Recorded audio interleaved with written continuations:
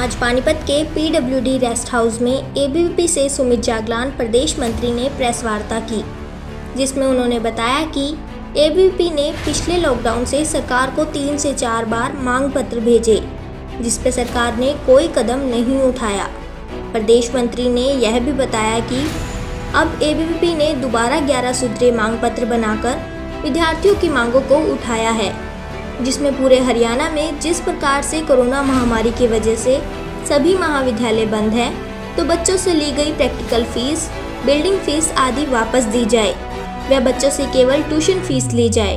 तो विद्यार्थी परिषद ने लॉकडाउन के समय 4 बार सरकार को मांग पत्र विद्यार्थियों के हितों के लिए भेजा है और अभी 26 अगस्त को भी हमने एक ज्ञापन सरकार को भेजा है। उस ज्ञापन में 11 सूत्रीय मांगे विद्यार्थी परिषद ने विद्यार्थियों के लिए मांगी हैं। उसमें अगर हम प्रमुखता से मांगों की बात करें तो उसमें एक मांग है कि पिछले वर्ष सरकार द्वारा लगभग सभी कोर्सों में 2 से 3 गुना फीस बढ़ा दी गई थी, तो उसका विद्यार्थी परिषद ने उसका विरोध किया। उसके हम देख रहे हैं जगह जगह विद्यार्थी परिषद ने कॉलेजों में तालाबंदी भी की। तो उसके पश्चात सरकार के द्वारा एक निर्णय आया कि 15 दिन के अंदर हायर एजुकेशन द्वारा एक लेटर जारी किया गया कि 15 दिन के अंदर जिन बच्चों से बढ़ी हुई फीस ली गई है उनको वापस उनके अकाउंट में डाल दिया जाएगा। कॉलेजों में सब विद्यार्थियों के अकाउंट नंबर लिए गए। सारा प्रोसेस होने के बाद भी आज 1 वर्ष के पश्चात उन बच्चों को उनकी फीस वापस नहीं मिली है। तो विद्यार्थी परिषद ने साल भर इसके लिए भी संघर्ष किया। बीच में कॉलेजों में ज्ञापन देना हो या प्रशासन के सामने ज्ञापन देना हो कि विद्यार्थियों की फीस वापस की जाए, तो कॉलेजों ने और विश्वविद्यालयों ने ये कहा कि अगले सेमेस्टर में इसको एडजस्ट करेंगे, परंतु अगले सेमेस्टर में भी ना तो उसको एडजस्ट किया गया और ना ही विद्यार्थियों को उसको वापस दिया गया। तो उसकी हम मांग करते हैं कि सभी बच्चों को वो फीस उनकी वापस दी जाए। दूसरी एक बड़ी मांग इसमें ज्ञापन में हमारी है, जिस प्रकार से अभी लॉकडाउन लगा हुआ है और जो अगले सेशन जो स्टार्ट होगा उसमें भी ऑनलाइन क्लासेज लगेंगी, तो विद्यार्थी अपने घर से ही पढ़ाई को अपनी जारी रखेगा। तो वो जो कॉलेज के जो विश्वविद्यालय के संसाधन हैं उनका प्रयोग नाम मात्र करेगा। वो तो कॉलेज का इलेक्ट्रिसिटी का खर्च नहीं आएगा, कॉलेज का मेंटेनेंस का खर्च नहीं आएगा। तो जो एक्स्ट्रा चार्जेज विश्वविद्यालय या कॉलेज विद्यार्थी से लेता है, हम उनको माफ़ कराने की मांग करते हैं। हमारी मांग है कि सिर्फ विद्यार्थी से ट्यूशन फीस ली जाए। ट्यूशन फीस के अलावा जितने प्रकार के एक्स्ट्रा चार्जेज हैं वो सब चार्जेज विश्वविद्यालय द्वारा, महाविद्यालय द्वारा माफ़ किए जाए और छात्रों को उसका एक लाभ मिले कि वो ऑनलाइन अपने घर से पढ़ाई कर रहा है तो उतना ही वो पे करे, उसको ज़्यादा बोझ ना पड़े।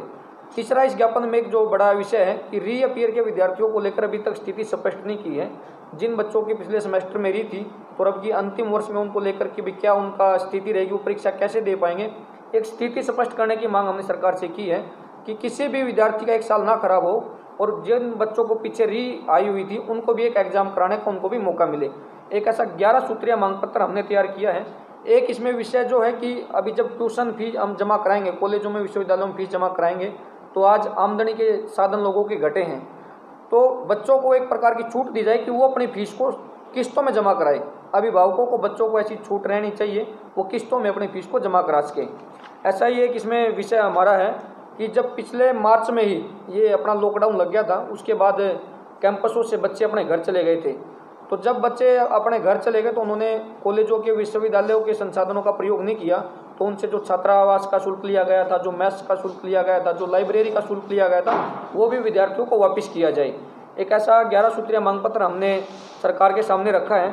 और मैं आपको जानकारी देना चाहूँगा कि इससे पहले भी 3 बार हमारा प्रतिनिधिमंडल शिक्षा मंत्री से मिल चुका है। 3 बार हमने, एक 4 जून को हमने ज्ञापन भेजा, एक 14 जून को हमने ज्ञापन भेजा और एक 30 जून को हमने ज्ञापन भेजा। तो उसमें विद्यार्थी परिषद ने स्पष्टता से मांग रखी थी कि अंतिम वर्ष के विद्यार्थी का मूल्यांकन होना चाहिए। हमने अलग अलग विकल्प सरकार के सामने सुझाए थे। उसमें हमने विद्यार्थियों के लिए सतत मूल्यांकन, परीक्षा से मूल्यांकन करने की बात कही थी। इन हाउस पद्धति के माध्यम से हमने ऐसी मांग रखी थी। उसके अलावा ओपन बुक के माध्यम से हमने परीक्षा आयोजित कराने की मांग की थी। अभी कुरुक्षेत्र विश्वविद्यालय का भी अपना निर्णय आया है, वो इन हाउस एग्जाम पैटर्न के बेस पर विद्यार्थियों के एग्जाम कराएंगे। तो कुछ चीज़ों का हम समर्थन भी करते हैं, कुछ निर्णय अच्छे सरकार के द्वारा और विश्वविद्यालयों के द्वारा लिए गए हैं जो विद्यार्थी परिषद की छात्रों के लिए मांगे थे, उनको माना भी गया। सुमित जागलान ने यह भी कहा कि अगर सरकार हमारे इस मांग पत्र पर कोई कदम नहीं उठाती है और विद्यार्थियों के हित में उनकी मांगों को पूरा नहीं करती है, तो वह आगे भी इसी प्रकार से विद्यार्थियों की आवाज़ को उठाते रहेंगे और आगे प्रदेश में आंदोलन करते रहेंगे। परंतु जो अभी आगामी 11 सूत्रीय मांग पत्र हमने सौंपा है उसको पूरा कराने के लिए विद्यार्थी परिषद ने आंदोलन का रास्ता अख्तियार करने का एक तरीका अभी अपनाया है। आज पूरे हरियाणा प्रदेश के 22 जिलों में हम प्रेस कॉन्फ्रेंस के माध्यम से अपनी बात को समाज के सामने, विद्यार्थियों के सामने, सरकार के सामने रख रहे हैं। और उसके बाद अभी 31 तारीख को सोमवार को सभी जिला केंद्रों पर हम विद्यार्थी परिषद के कार्यकर्ता प्रदर्शन करेंगे ताकि सरकार को विद्यार्थियों की आवाज़ सुनाई दे। अगर 31 अगस्त के प्रदर्शन के बाद भी सरकार के द्वारा कोई ठोस निर्णय नहीं लिया जाता और जो ये ट्यूशन फीस के अलावा जो एक्स्ट्रा चार्जेज हैं ये माफ़ नहीं किए जाते, तो इन सब को लेकर विद्यार्थी परिषद 3 सितंबर को पंचकुला में एक धरना प्रदर्शन करेगी। उसमें हम सोशल डिस्टेंसिंग का पालन करते हुए विद्यार्थी को किसी प्रकार की समस्या न आए, एक सीमित संख्या में हम वहाँ पर विशाल धरना प्रदर्शन करेंगे।